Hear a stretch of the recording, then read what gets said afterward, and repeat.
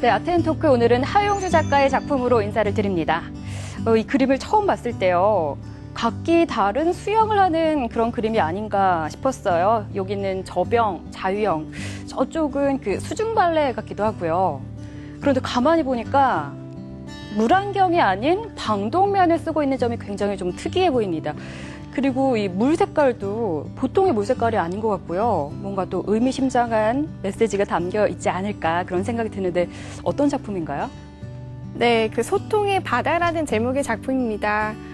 답답한 가스 마스크를 쓰고 수영하는 모습이 아이러니하게 느껴지는 풍경과 그리고 화려한 색감 속에서 먹의 번짐이 인상적인 전통 장지채색 기법과 배채법을 사용한 하용주 작가의 대표 작품 중에 하나입니다. 일단 작가에 대해 짧게 소개할 필요가 있는데요.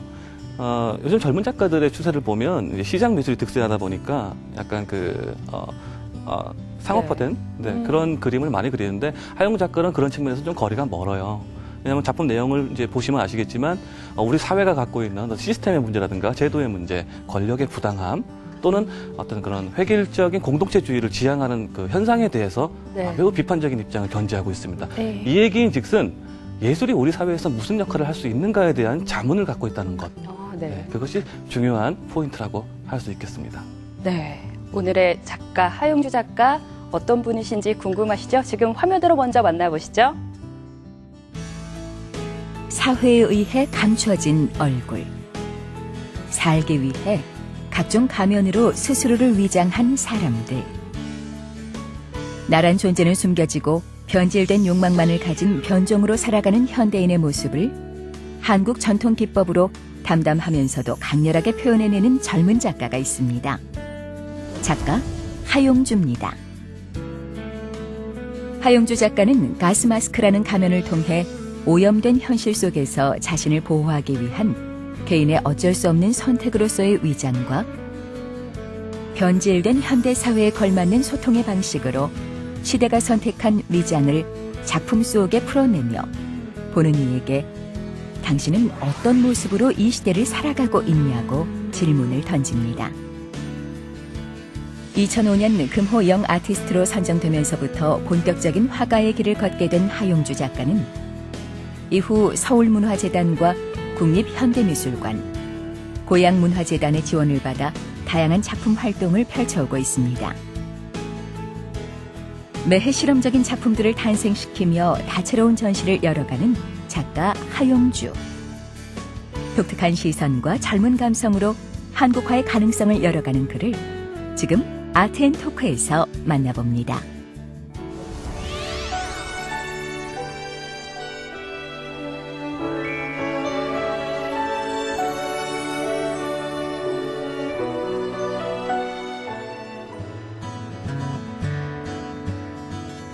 네, 하용주 작가님 나오셨습니다. 작가님 안녕하세요. 반갑습니다. 안녕하세요. 네, 안녕하세요. 저 작가 하용주라고 합니다. 네, 작가님 그 아트앤토크 애청자분들이라면 아실 텐데 최연소 작가세요. 지금까지 출연하신 분들 중에. 네, 저도 지난 방송들을 그 TV를 통해서 봤었는데요. 워낙에 좀 훌륭하신 작가분들이 많이 나오셔서 제가 과연 이 자리에 나와도 될까 그런 생각을 좀 많이 하게 됐습니다. 하지만 10년 동안 꾸준하게 활동해 오셨고요. 내공 깊은 작가님이신데 어떻게 생각하시나요, 평론가님? 네, 앞으로도 내공은 더 쌓야겠죠. 네. 젊은 작가님만큼. 그런데 이제 지난 시간을 이제 견뎌봤을 때, 지금 시대의 어떤 그런 흐름과는 별도의 작업 방식을 추구하고 있다는 점이 가장 큰 매력이고요. 네. 네. 아까 서부터도 잠깐 얘기했지만, 우리 사회에서의 예술의 가치, 시장의 가치가 아니라 예술의 가치에 대해서 탐닉한다는 부분은 얼마든 충분히 주목을 받을 만한 작가라고 생각했어요. 네. 그래서 오늘 이렇게 모시게 됐는데요. 작가님 작품을 지금 쭉 둘러보니까 한국화 작가라고 알고 있는데 한국화 같지가 않아요. 일반인은 제가 봤을 때 보통 그 한국화하면 편견이 있잖아요, 대부분. 네. 그런 생각에 대해서는 어떻게 생각하세요? 일단 제 작업은 일단 채색화를 기본 작업 재료로 쓰고 있는데요. 한국화하면 일반 사람들이 생각했을 때는 한국화하면 화선지 위에다가 먹을 통해서 그리는 산수화 정도라고 이렇게 많이 인식을 하고 계세요. 근데 한국화에서는 크게 수묵화하고 채색화 두 가지로 나눠지는데 수묵화는 아까 방금 얘기했듯이 화선지 위에다가 먹을 통해서 그리는 그림들, 그리고 채색화는 장지 위에다가 악역포사를 하고 안료로 얹어서 작업하는 걸 채색화라고 하거든요. 네. 제 작업 같은 경우에는 두 번째인 채색화 기법들을 가지고 작업 기본 바탕으로 작업을 하고 있어요. 특별히 즐겨 쓰시는 기법 있으세요? 제가 자주 쓰는 기법은 밑작업할 때 쓰는 그 배채 기법과 네. 그리고 채색을 안료로 올릴 때 쓰는 장지 기법을 주로 쓰고 있어요. 네. 배채법 어떤 기법인가요? 쉽게 말하면 종이나 비단 뒷면에 네. 이렇게 물감을 칠하는 거예요. 그래서 변색을 지연하고 이렇게 탈락을 좀 막고 앞에서 이제 교정하기 좀 쉽게. 네. 네. 예전에 한 700년 됐죠, 고려시대면. 그 당시에 이제 작품들에서 많이 보이는 고려 불화에서 특히 많이 드러나는 네. 기법 중에 하나예요. 네. 너무나 잘 알려진 우리 회화사에서 최고의 걸작으로 뽑히는 초상화 윤두서의 자화상도 배채법으로 작품이 되었고요. 또 왕실에서 궁에서 최고의 화가들이 모여서 공력을 다해서 그렸던 어진 왕의 초상화를 네. 말하거든요. 왕의 초상화 역시 배채법을 사용했거든요. 근데 작가님께서는 그 배채법을 작품에 사용하시는 그 효과를 어디에서 주시는지 좀 들어볼까요? 일단 제 작업을 처음 접하게 되면은 처음에는 화려한 색감과 그 이미지들에 일단 현혹을 되게 돼요. 하지만 좀 더 응시를 하고 있다 보면은 그 채색 안쪽에 있는 그 먹 번짐 느낌 같은 것들이 눈에 들어오게 되거든요. 네. 그래서 제 작업의 전반적인 이야기가 위장에 대해서 이야기를 하고 있는데 저는 형식적인 것에서도 위장을 얘기를 하고 있어요. 그래서 기본 바탕에 배채법 같은 경우에는 먹의 번짐이 100% 의도하지 않은, 계산되지 않은 형식에서 나오는 작업 기법이기 때문에 네. 저는 이 번짐 효과를 개인의 정서라고 설정을 했었어요. 네. 개인의 정서가 되게 가변적이고 종잡을 수 없고 쉽게 알아챌 수 없는 그런 정서를 배채법을 통해서 먼저 보여주고, 그리고 그 위에다가 여러 가지 이미지들이나 여러 가지 색상을 통해서 형식상에서 위장을 표현을 하고 있습니다. 주로 먹의 번짐을 이용한 기법을 이용하고 계시잖아요. 네. 가스 마스크를 주로 그리고 계시는데 그렇기 때문에 더 무게감이 좀 느껴지는 것 같아요. 네. 지금 4점이 나와 있는데 한 작품씩 좀 설명을 해주실까요?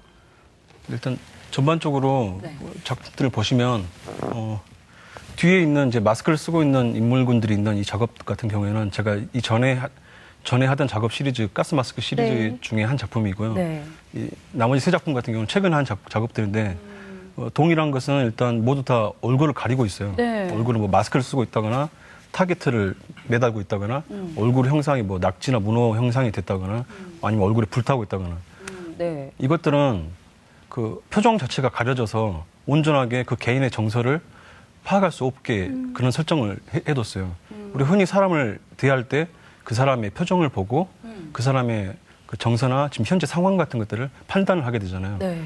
그런 것들을 저는 가림으로써 개인의 그 정체성이나 그런 것들을 좀 삭제시키는 작업들을 해왔죠.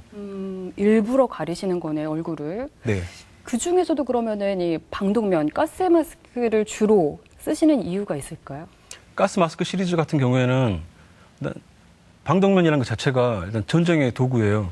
전쟁의 도구인데 그 되게 오염된 지역에서 인간이 필요로 하는 그 산소를 공급해주는 역할을 하는 도구이거든요. 지금 현재 같은 경우에는 우리가 지하철역에서 쉽게 접할 수 있고 아, 네. 그러한 도구인데 저는 이거를 심리적인 마스크로 해석을 하고 차용을 했어요. 인간 관계상에서 보이지 않는 심리적인 마스크겠다고 생각을 하거든요. 우리가 항상 오늘 하루, 그리고 내일, 그리고 한 달, 1년 이렇게 계속 여러 날들 중에서 많은 관계들을 하게 되는데 그 관계 사이에서 우리가 얼마나 원활한 소통을 했을까라는 데 고민을 하게 됐었어요. 네. 그런 관계상에서의 보이지 않는 자기를 감추려고 하는 마스크로 얼굴을 감추려고 하는 그런 이미지와 그리고 이 필터 같은 경우에는 필터는 걸러주는 역할을 한 기능이잖아요. 필터는 서로가 서로에 대한 이야기를 할 때 그것을 걸러서 이해한다는 의미로 생각을 하시면 될 것 같아요. 사실 생각해 보면 네.